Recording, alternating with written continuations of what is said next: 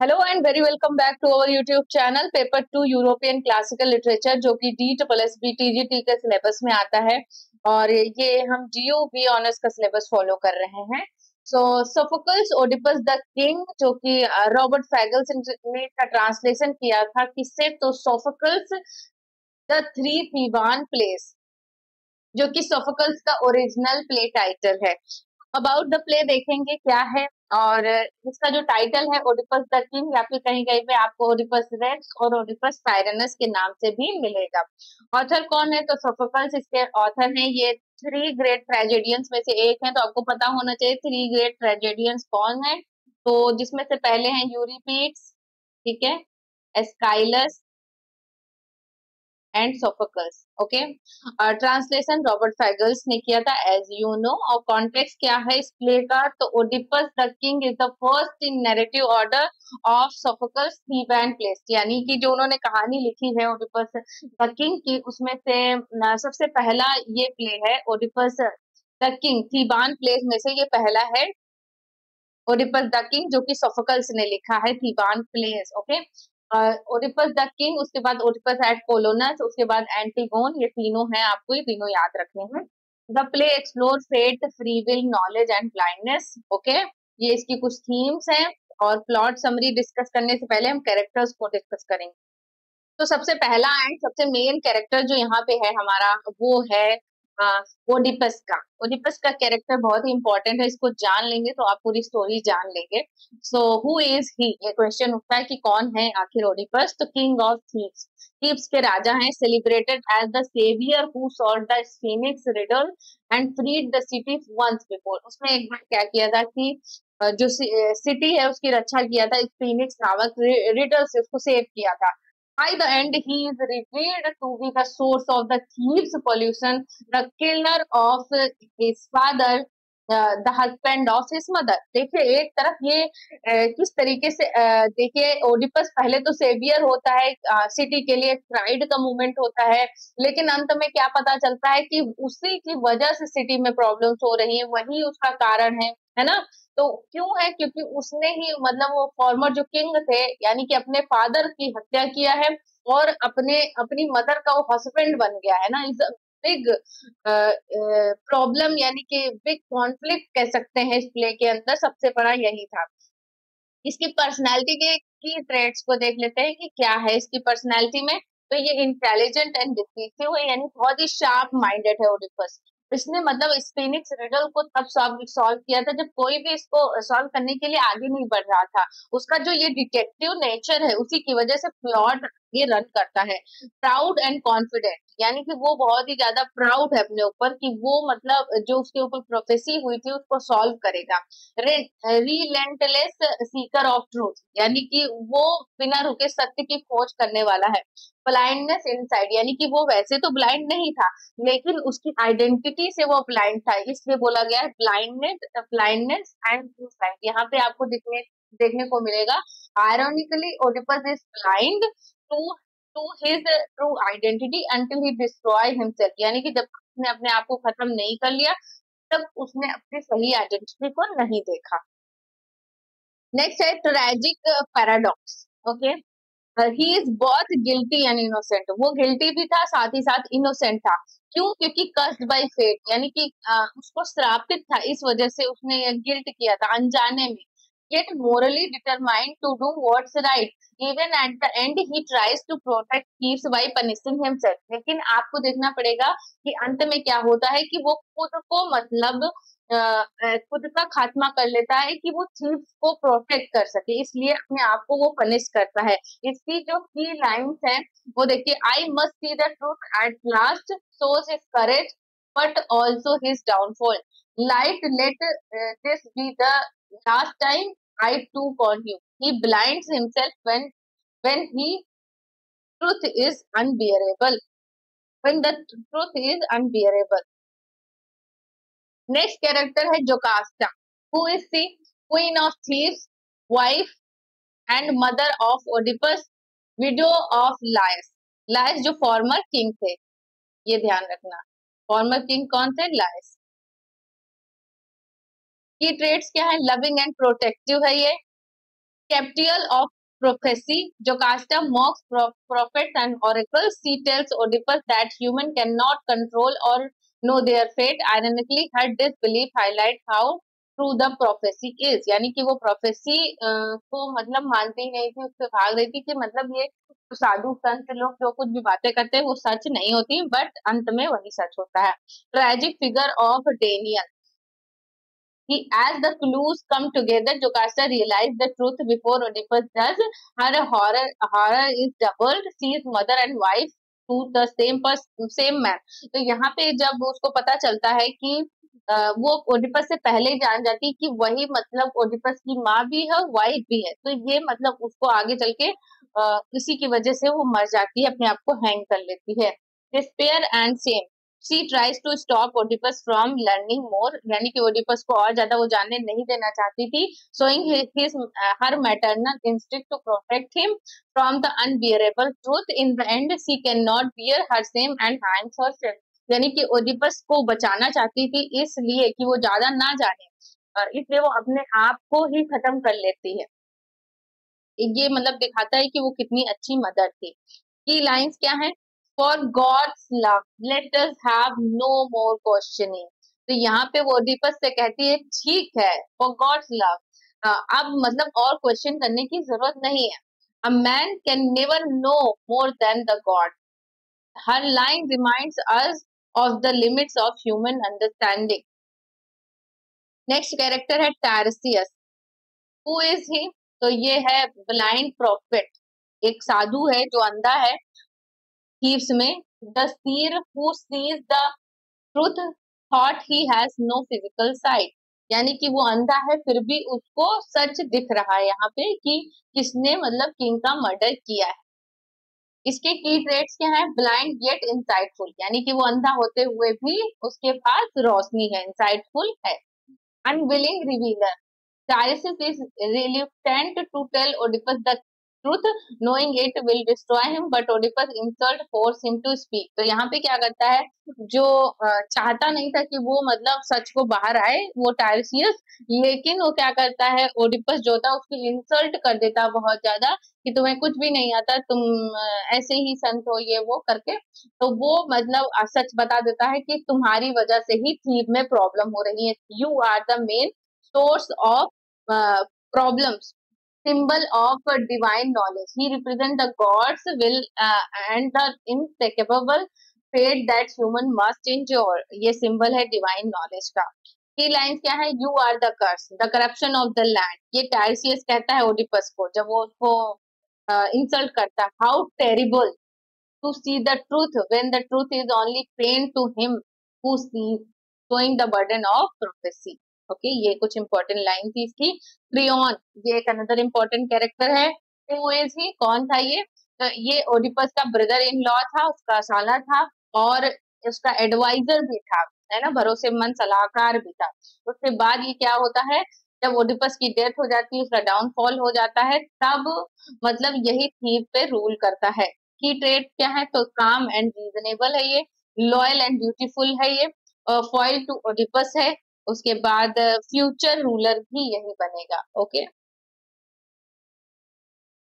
की लाइंस क्या है? तो I have no lust for power, ये कहता है. Do not seek to be master in everything. तो हमने कैरेक्टर्स को डिस्कस कर लिया है. अब हम देखेंगे हमारी जो स्टोरी क्या है, प्लॉट क्या कहता है, उसकी समरी को हम डिस्कस करेंगे. तो इसकी सेटिंग कहाँ है? The city of thieves revealed by a plague. तो ये प्लेग पूरी सिटी में फैला हुआ है और सिटी के लोग इससे बहुत ज्यादा परेशान है, सफर कर रहे हैं वो. तो पॉइंट टू पॉइंट हम इस समरी को डिस्कस करेंगे. बहुत ज्यादा शॉर्ट में भी नहीं डिस्कस करेंगे, बहुत ज्यादा डिटेल में भी डिस्कस नहीं करेंगे. ग्रेजुअली हम हर एक पॉइंट को कवर करेंगे कि कौन कौन से इवेंट्स हुए. The plague and the Oracle. तो ये क्या है? थीव्स इज सफरिंग, यानी कि जो वहाँ के लोग हैं बहुत सफर कर रहे हैं. King Oedipus moves to find the chaos, यानी कि वो जानने की कोशिश कर रहा है कि क्या रीजन है आखिर ये परेशानी का.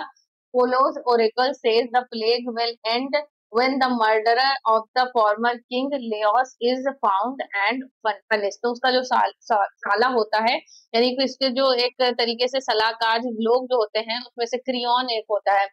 जो कि उसका ब्रदर इन लॉ होता है। तो वो मतलब उससे कहता है कि जो भी मतलब प्रॉब्लम हो रही है, जो प्लेग है ये सिटी में होगा जब फॉर्मर जो किंग लियोस हैं उनके उनके मर्डरर का नाम पता चलेगा और उसको पनिश किया जाएगा, उसको ढूंढ के पनिश किया जाएगा, तभी ये सारी सफरिंग खत्म हो जाएंगी। आगे चलते हैं। नेक्स्ट पॉइंट है the search for the murderer. यहाँ से अब मर्डर की सर्चिंग स्टार्ट होती है। Oedipus swears to find the killer. Oedipus कसम खाता है कि वो मर्डरर को ढूंढ के लेके आएगा। कि क्वेश्चन द ब्लाइंड प्रोफेट टायरसियस। तो यहाँ पे टायरसियस जब होता है, क्रियन को पता चलता है कि यहाँ पे सेटी में एक टायरसियस नाम का साधु है जो मतलब सही बातें बताता है, जो कि अंधा है लेकिन फिर भी ट्रुथ को बताता है। तो उसको मतलब बुला के लाए और उससे पूछा कि मतलब कौन है, आखिर मर्डरर कौन है। लेकिन टायरसियस जो है वो जानता था मर्डरर कौन है, सब कुछ जानते हुए भी वो चुप था, नहीं कुछ बोल रहा था, कहा था कि मुझे नहीं पता। लेकिन जो ओडिपस है यहाँ पे उसको बहुत इंसल्ट कर देता है कि तुम्हें कुछ भी नहीं पता, किस तरीके के साधु हो, ये है वो है, फालतू का तुम ढोंग कर रहे हो। तो यहाँ पे उसको आ जाता है उसका, उसको गुस्सा आ जाता है, जिसकी वजह से वो रिवील कर देता है अनविलिंगली, यानी ना चाहते हुए भी, कि Oedipus himself is the murder, यानी कि ओडिपस तुम ही मर्डर हो, तो you are the main reason of the problem of thieves. Okay, अब नेक्स्ट देखिए डेनियल एंड एक्यूसेशन। तो यहाँ पे जब वो क्या टाइसियस को लेके आता है क्रियोन, तो यहाँ पे ओडिपस क्रियोन पे ही इल्जाम लगा देता है कि नहीं तुमने ही ये सारी साजिश करके उसको लिखा पढ़ा के लेके आए थे कि ओडिपस का नाम बोल दो। तो इस तरीके से उसने मेरा नाम बोला है। तो ये सब डिस्कस कर रहा था वो अपनी मदर जोकास्टा से, है ना। ओडिपस रिजेक्ट द एक्यूसेशन, यानी कि वो मना कर देता कि नहीं वो मर्डर नहीं है। Suspecting a plot bye crayon, यानी कि उसका जो ब्रदर इन लॉ है उसने ये सारा मनगढ़ंत कहानी रची है। His wife Jocasta tries to calm him, यानी कि उसकी जो वाइफ थी उसने, जोकास्टा जिसका नाम था, उसने उसको शांत करने की कोशिश किया कि नहीं ऐसा कुछ भी नहीं है। हाँ मतलब पूरी जो हमारा राज्य है वो इतनी बड़ी प्रॉब्लम में है और तुम ये इस छोटी सी बात पे बहस कर रहे हो जो अब एग्जिस्टेंस में नहीं है, यानी कि जो बातें बीत गई हैं उनको अब कुरेदने की कोशिश मत करो। अब नेक्स्ट देखिएगा द होरिफाइंग ट्रूथ। अब यहाँ पे एक बहुत बड़ा ट्रूथ रिवील होने वाला है। एक मैसेंजर आता है, वो ओडिपस का सही जो जन्म है, कहाँ पे उसकी पैदाइश हुई थी, वो रिवील करता है। कहता है he is not the son of Polybus Corinth, यानी कि वो पॉलिबस कॉरिंथ का सन नहीं है। He was found as an abandoned baby on Mount Cithaeron. तो वहां पे वो क्या है, एक माउंट पे, माउंट सिथेरन पे वो एक अनाथ बच्चे की तरह वो पड़ा हुआ वहां पे मिला था उसको, पॉलिबस ऑफ कॉरिंथ को। तो उसको लेकर अपने साथ आ गया था, उसका पालन पोषण किया था। He had unknowingly killed his father Leos at the crossroad and married his mother Jocasta। तो यहाँ पे क्या होता है, एक बार वो वहां से भाग जाता है अपने ही घर से, फिर रास्ते में क्या होता है कि कुछ लोग उसके ऊपर अटैक कर देते हैं, तो जिसमें वो मतलब ना चाहते हुए भी अपने फादर लियोस लियोस को मार देता है, लियोस को मार देता है और यहाँ पे जोकास्टा के साथ शादी कर देता है। लाइफ को मार के वो जोकास्टा के साथ शादी कर लेता है। जोकास्टा कौन होती है, मतलब उसकी मदर होती है। अब देखिए कैटास्ट्रॉफी, यानी कि क्या निष्कर्ष निकलता है। When Jocasta realize the truth, यानी कि जैसे ही जोकास्टा को ये पता चलता है, वो हुआ ये था एक्चुअली में कि जो ओडिपस और जो ओडिपस के जो फादर थे लायस और जोकास्टा का एक बच्चा होता है, जिसको मतलब ये जब वो पैदा होता है तो ये प्रोफेसी की जाती है कि यही मतलब अपने फादर का किलर बनेगा, मर्डरर बनेगा। तो इसको फिर ये जोकास्टा और लायस जो होते हैं इसको मतलब जंगल में छुड़वा देते हैं अपने किसी सेवक से कह के। लेकिन वो सेवक क्या करता है, वो मतलब मारता नहीं है इसको और रख देता है। फिर जाके जो यहाँ पे ये नाम मेंशन है पॉलिबस ऑफ कॉरिंथ, ये इसको लेके जाता है, पालन पोषण करता है।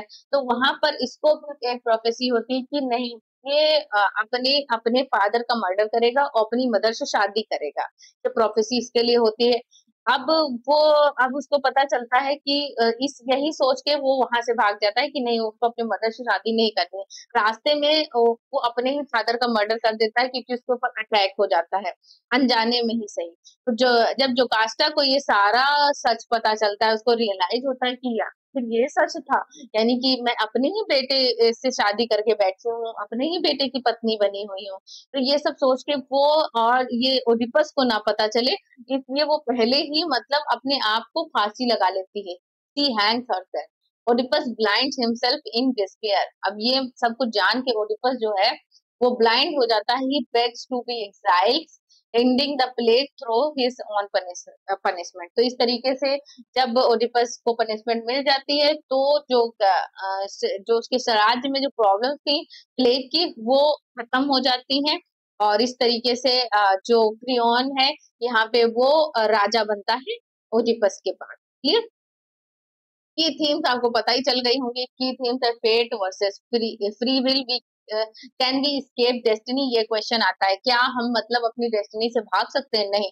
जो हमारे भाग्य में लिख गया है उससे तो हमको गुजरना ही गुजरना है. यानी कि जो भविष्यवाणी हुई थी ओडिपस के लिए वो होके रही, और जो भविष्यवाणी लायस के लिए हुई थी वो भी उसके साथ हुई.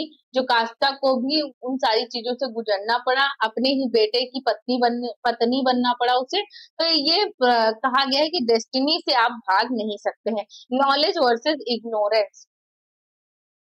Oedipus solve the riddle of Sphinx but is blind to himself. यानी कि उसने रिडल्स नाम की प्रॉब्लम को तो सॉल्व कर दिया लेकिन वो खुद को नहीं देख पा रहा था, अपनी आइडेंटिटी को इग्नोर कर रहा था. यानी कि वो ब्लाइंड था अंदर से.